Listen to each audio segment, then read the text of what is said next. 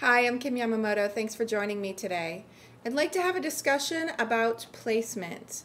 I get a lot of calls from families saying we don't believe our child is in the right school, we don't feel that our child is in the right class or receiving the right amount of services.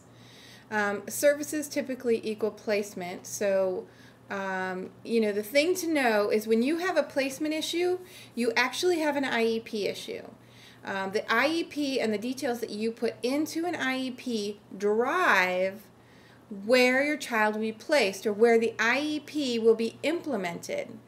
The school district should start to look at the least restrictive environment when they're talking about placement, looking at the regular ed classroom, and then regular ed with accommodations like a para or something like that, paraprofessional, and then looking more into for specialized instruction, a resource kind of setting, or partial day into a self-contained kind of setting, or full day into a self-contained kind of setting. Any mixture of these can be a least restrictive environment, or LRE. The thing is, where you can implement the IEP is the placement that should be chosen, not what they have available. I know many families sit at the table and they hear schools say, well, we have this school or this school available, or we have this class or this class available, and we don't have any other choices.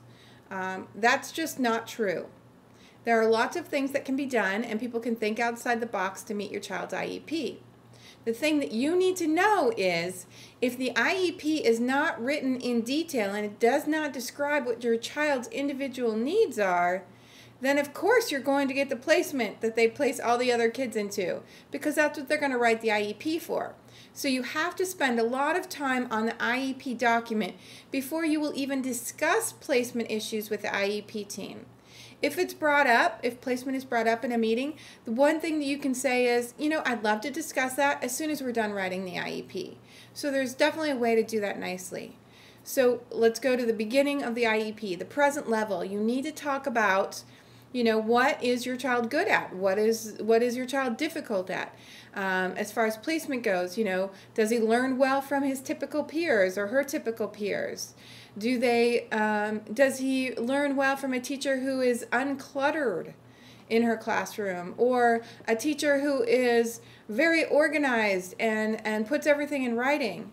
These kinds of things added to the present level can help you when you're talking about the placement at the end of the IEP meeting.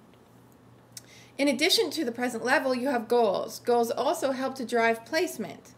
If you have goals that are, interacting with typical peers or learning from peer models, those sorts of things, those are goals that will put placement more towards the regular education class.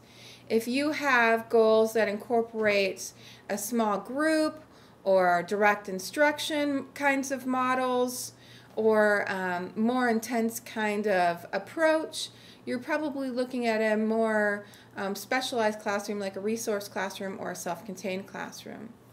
If you're looking for a private day school, which a lot of people calling me often are looking for that specialized instruction because their child's needs are not being met inside the classroom, then what you want to make sure you describe is your child's needs, and describe the private day school without using the title of the private day school. So for instance, there is an autism school here in the Valley, and some of the things that they work on are intense social skills. They have constant prompting. They have a sensory break area. They have a therapy dog. They use direct instruction model or push-in model, depending on the students, for speech and language or occupational therapy. They have computerized systematic education as well as a multisensory education approach. So, if your child needs those kinds of things to learn, then those are the kinds of things that you would want to discuss in the present level or the goals as you're going through the IEP, and make sure they get in writing. Always make sure it gets in writing. Then, after all of those details, whatever your child needs or works best with, once those are put in writing, that's the time to have the placement discussion. The discussion should be made by the IEP team. I can tell you that in the state of Arizona, there are several districts who will take placement decisions to an outside counsel. The placement decision is made by the IEP team. Okay, so inside the district, regular education with supports, resource, self-contained. There are some school districts that don't have self-contained, who just use a learning center kind of environment. All those decisions are made by the IEP team. Or the IEP team is not able to implement this IEP. They do not have the capability, the district does not have the capability. Then the team has to say, we do not have the means to implement this IEP. It's such an intense IEP, or there's lots of support that needs to be handled that the school or the district cannot handle. They say, no, we cannot handle it, and then the district and the parents together work on placement outside of the district in a private placement school. Many school districts will say to you, school district has the ultimate decision-making idea, or decision. Anyway, the fact of the matter is, it's true.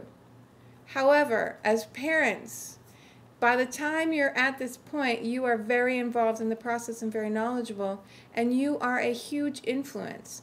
So explaining to them why your child may need a particular behavior methodology or a particular instructional, reading instruction program, and how it's already written on in the IEP, those kinds of facts and persuasion in a positive way can help the district to team up with you to make the choice that everyone feels is appropriate.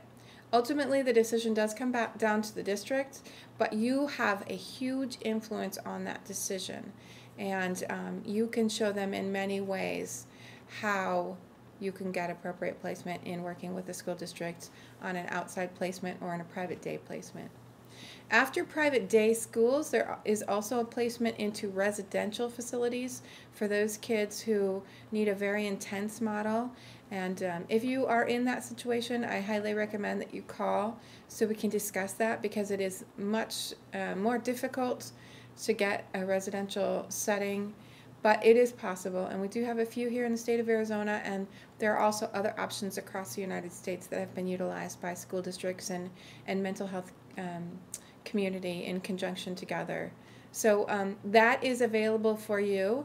I hope this information about placement is helpful. It's just really the tip of the iceberg. It's a very complex issue. So if you have further questions, please don't hesitate to call or drop us an email. We'd be happy to give you additional advice. Remember, your specific details are critically important. So make sure that those are in there, and you'll have a great placement discussion. Thank you.